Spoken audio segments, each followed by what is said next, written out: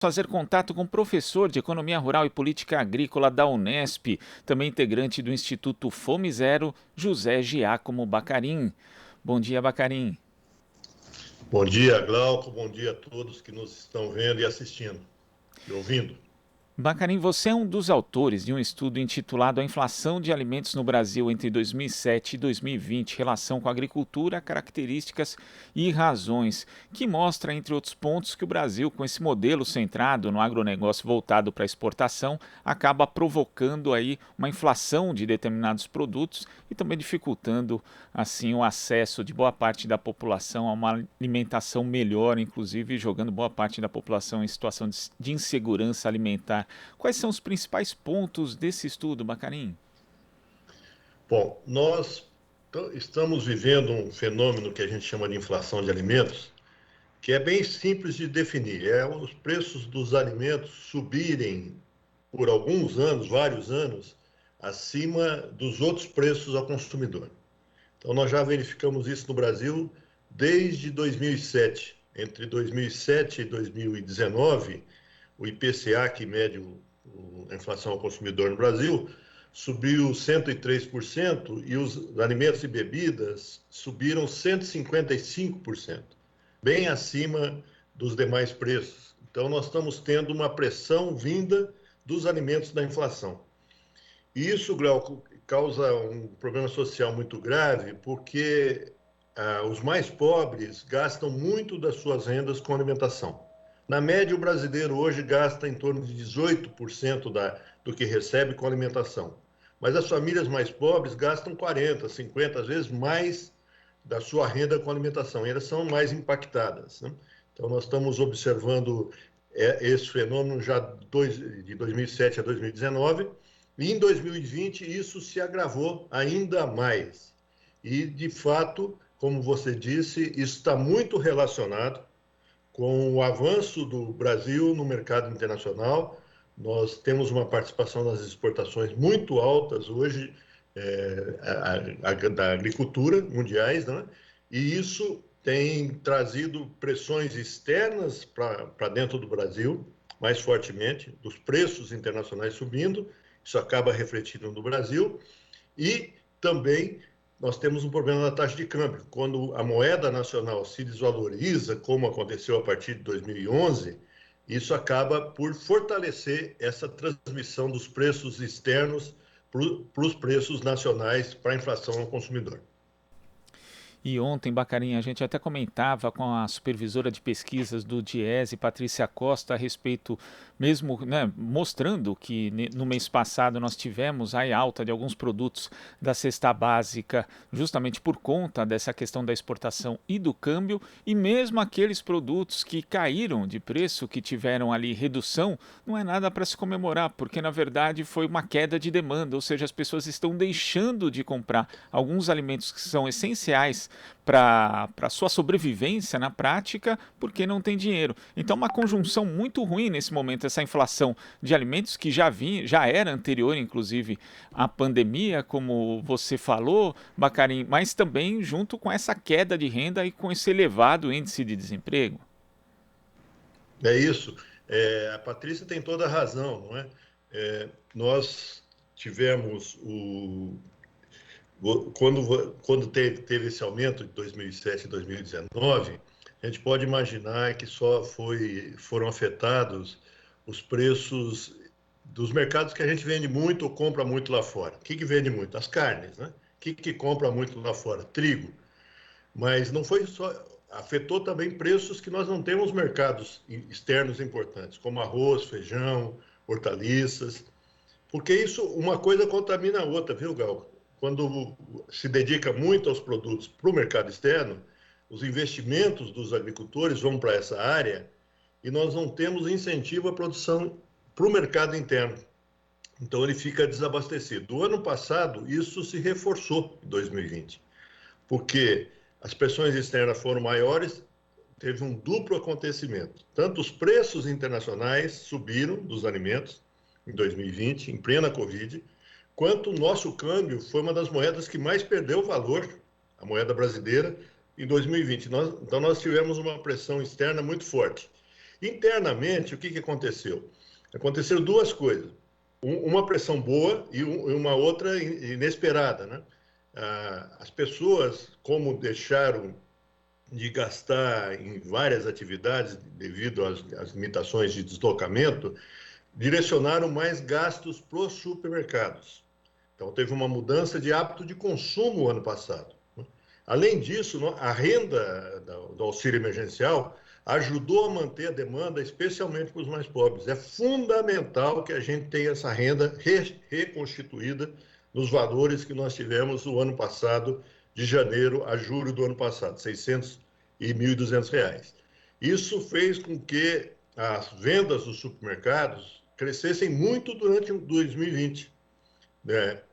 Os dados da Abras, da Associação Brasileira de Supermercado, mostram isso. Durante todo esse século XXI, foi o ano, 2020, que mais cresceu venda de supermercado no Brasil em termos reais, por conta do auxílio emergencial e da mudança de hábito de consumo. Agora, o que está acontecendo? A renda diminuiu, porque tem muita gente desempregada, já tinha o ano passado, mas o auxílio emergencial compensou, pelo menos até julho. Tem a renda caindo e o auxílio emergencial bem menor. Então, agora, a pressão interna diminuiu, mas isso significa que mais pessoas estão com fome. Então, nós precisamos, que políticas nós precisamos adotar diante dessa realidade? Primeiro, ter controles externos, né? Não permitir que todo acontecimento externo se transmita no Brasil. E nós temos condição disso, porque nós temos reserva cambial para segurar a nossa moeda, segurar o valor da nossa moeda. Segundo, nós temos que garantir poder de compra aos brasileiros. O auxílio emergencial tem que ser mais robusto e, ao mesmo tempo, incentivar a produção de produtos de mercado interno. Temos que ter um pró-alimento, viu, Glauco? Nós já tivemos pró-álcool, né? Pró-madeira, pró não sei o quê, pró-seringueira. Por que não tem um pró-alimentos? Para a gente incentivar o aumento da produção de arroz, feijão, hortaliças, leite, internamente, né, pelos agricultores familiares e aí garantir maior abastecimento e menor pressão de preços aos consumidores brasileiros.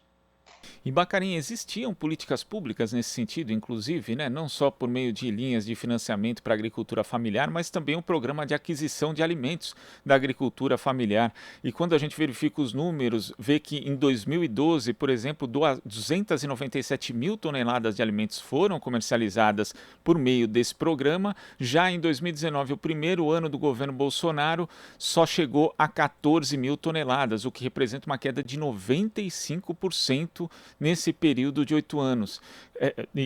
Justamente acontece num momento grave, né, em que a fome volta para o cenário brasileiro. É preciso retomar esse tipo de política de incentivo à agricultura familiar, Bacarin?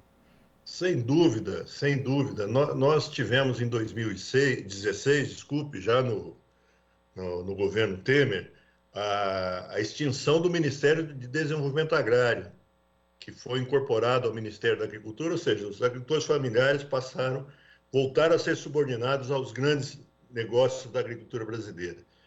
E nós estamos vendo uma diminuição gradativa, gradativa não, abrupta mesmo, dos programas da agricultura familiar. Então, nós temos legislação muito boa. Nós temos uma legislação de crédito para a agricultura familiar, que é a PRONAF, temos legislação para a compra da agricultura familiar. Você citou o Programa de Aquisição de Alimentos, tem o artigo 14 da Lei do Programa Nacional de Alimentação Escolar também, né? Que isso estimula que os agricultores familiares produzam e a gente fique mais abastecido no mercado interno, né, de produtos muitas vezes perecíveis, que não são exportados, hortaliças, frutas, legumes, o leite, né, que nós ainda importamos uma quantidade de leite. Então, o que nos falta é olhar não para o mercado simplesmente, para as exportações, que está crescendo, né?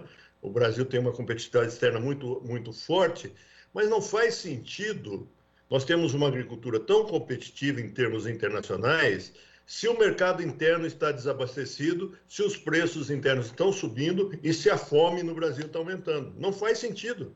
Não é sucesso isso. Sucesso vai ser quando nós conseguirmos exportar muito, mantermos a competitividade, mas garantirmos à população brasileira maior acesso à alimentação.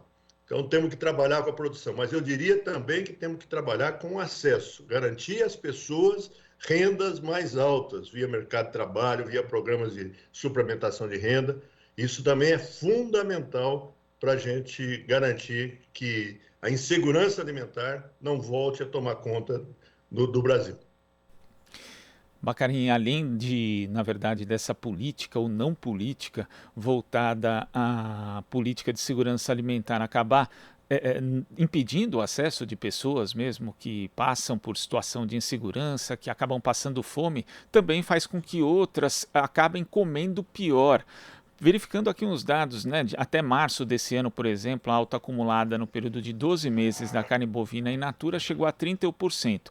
Já as versões industrializadas da proteína animal, que inclui salsicha, mortadela, vários ultraprocessados, subiram 15,23%, ou seja, menos da metade da alta da carne in natura. Como a gente sabe que essas carnes, inclusive, são feitas, né, com partes menos nobres, a gente tem aí um alimento que é de baixa qualidade e de baixo nível nutricional. Então as pessoas que não estão passando fome, que não estão em segurança alimentar, também estão comendo pior, Bacarin. Esse é um outro retrato dessa política voltada para o agronegócio para exportação? Sim, eu diria que isso é mais geral, não é só em questão de exportação. Isso é uma questão mundial, né? De você trocar alimentos in natura, minimamente processados, por alimentos ultraprocessados. E nesse período que nós estamos estudando, a variação de preços infelizmente ajudou nesse processo, porque os preços de produtos in natura e minimamente processados, que têm melhor qualidade nutricional, como você já bem disse, eles subiram 170%. E os preços dos produtos ultraprocessados, que têm pior qualidade nutricional, subiram mas subiram 117%, bem menos. Então, o que as pessoas fazem?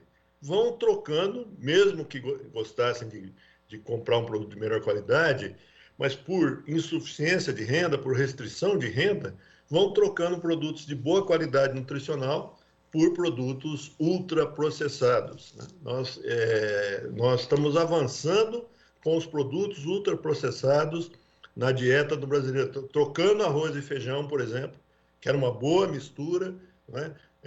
Com um pouco de verdura, com um pouco de proteína animal, trocando por produtos ultraprocessados, derivados de trigo, com muito açúcar, com muita gordura. Infelizmente, os preços estão ajudando nisso. Né? Os preços não é só uma questão de educação alimentar.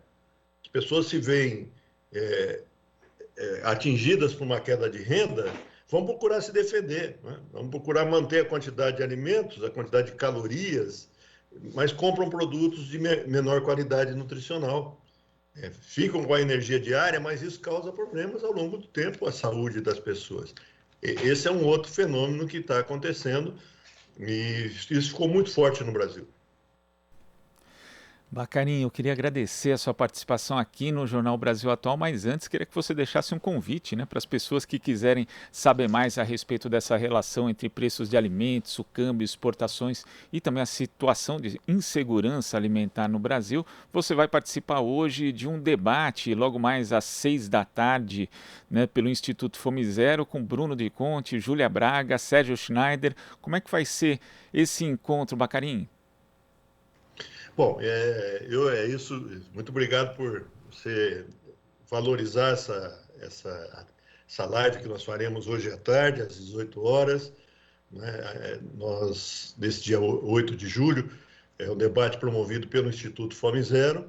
Eu estarei presente, serei um dos debatedores. Você citou a professora Júlia, o professor Bruno e o professor Sérgio Schneider, que coordenará os trabalhos. Essa live será transmitida pelo canal do Instituto Fome Zero no YouTube, então as pessoas podem participar. Eu convido a todos que participem. É importante que a gente discuta a questão da segurança alimentar no Brasil e o aumento da insegurança alimentar que está acontecendo nesse momento. Então, o convite está feito aí para todos os ouvintes da TVT e da Rádio Brasil Atual. Obrigado, Bacarin. Bom dia. Bom Conversamos, dia. conversamos aqui com o professor de Economia Rural e Política Agrícola da Unesp e também integrante do Instituto Fome Zero, José Giacomo Baccarin. Aqui você ouve as notícias que os outros não dão. Jornal Brasil Atual.